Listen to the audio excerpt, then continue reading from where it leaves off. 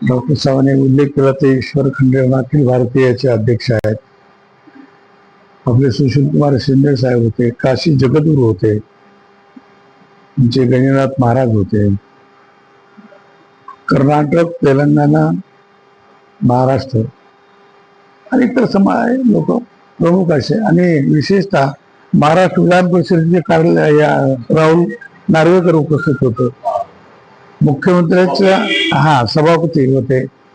एकनाथराव शिंदेना बोलावलेलं होतं, पण त्या खुश येता आलं नाही, पण त्यांचा संदेश आला ताबडतोब लगेच.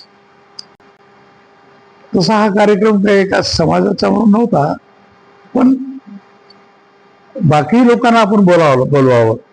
महाराष्ट्रात आपण एक कार्यक्रम घेत आहोत, त्याच दृष्टिकोनातून देशातले अनेक लोक त्या ठिकाणी आलेले होते. ह्या कार्यक्रमाबद्दल बोलत असताना ती भाषणं अशी होती, जी माणसं समाजकार्य करतात. दोन गोष्टी आहेत, समाजकार्य आणि राजकारण. राजकारणाची समाजकारणाची सांगड कशी बसते.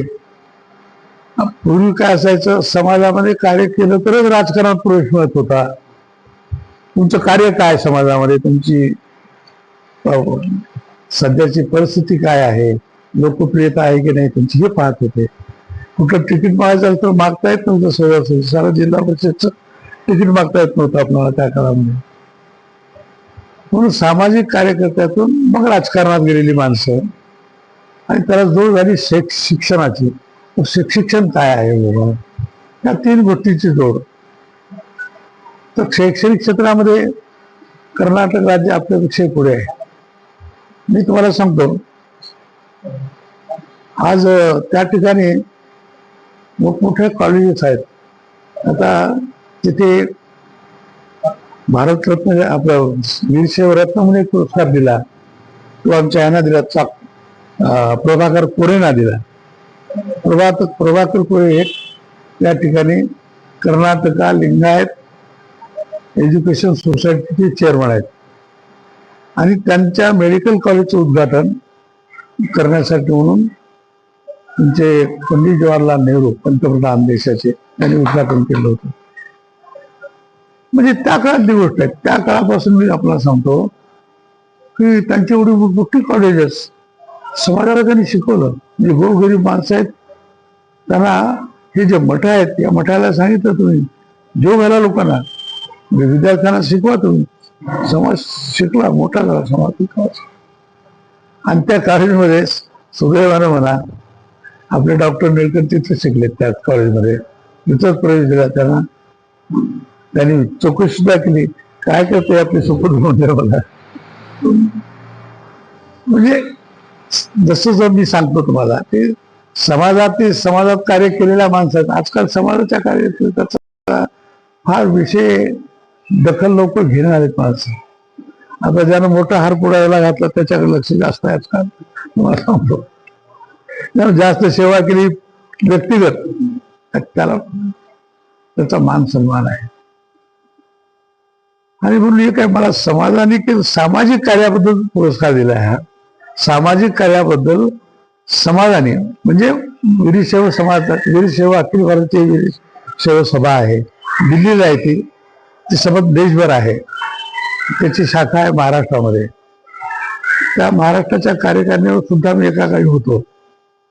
मला आठवत आहे आजही, मी तुम्हाला सांगतो की 1972-73 गोष्ट आहे.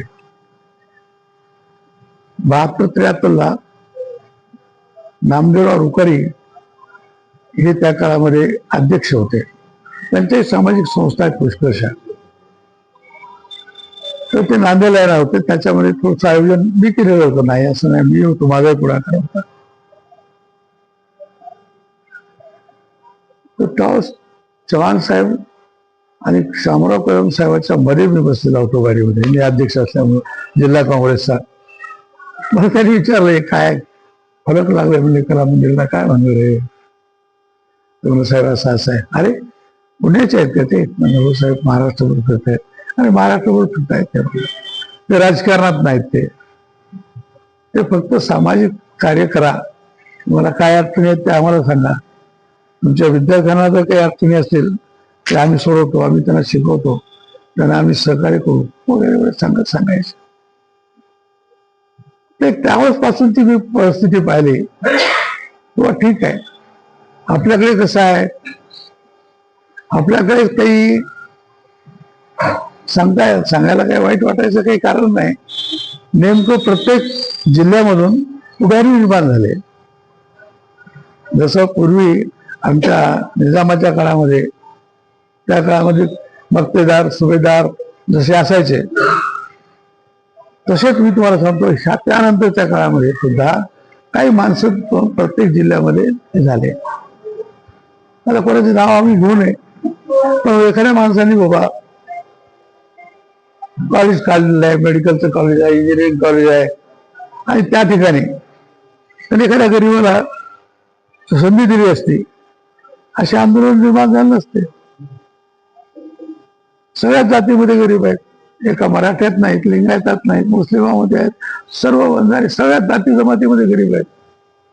गरिबांना त्या काळात सवलती दिल्या असतात, ज्या काळात सवलती नव्हत्या तर त्या दिल्या असत्या, तर मी तुम्हाला सांगतो ना, आज हे मतभेद जातीभेद हे झाले नसते. आज दुर्दैव आमचं एकच आहे, हे आम्ही करू शकलो नाही. सामाजिक क्रांती झाली नाही. त्याचं दुर्दैव आपलं असं आहे की मराठवाड्यामध्ये आपले हैदराबाद मुक्ती संग्रामामध्ये स्वामी रामानंद तीर्थ होते, पण त्याच्या काळात डॉक्टर सामाजिक क्रांती झालीच नाही आपल्या याच्यामध्ये. जसं तिकडे महात्मा फुले, आंबेडकर, कळलं की नाही, ज्योतिबा फुले, हे सर्व महान, शाहू महाराज, ही सर्व माणसं मोठी माणसं होती आणि समाजाला पुढे आणलं. तुम्हाला सांगतो, गरीब माणसांना पुढे आणलं, शिक्षणाच्या सोयी केल्या. तसं आपल्या मराठवाड्यात झालं नाही.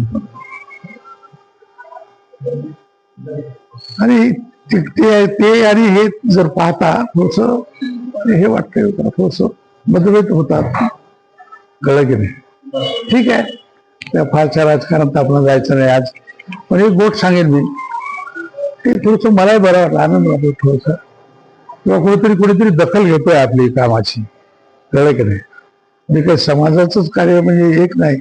आता आमची जी टीम होती तुम्ही पाहिली असेल, गोरे कोणत्या जातीचे होते, व्यंकटराम कलम कोणत्या जातीचे होते, यामध्ये साहेब कोणत्या जातीचे होते, शिवराम पवार कोणत्या जातीचे होते, बाबासाहेब लोकारे कोणत्या जातीचे, डॉक्टर साहेब कोणत्या, गाव ही जात आम्हाला माहितच नव्हती.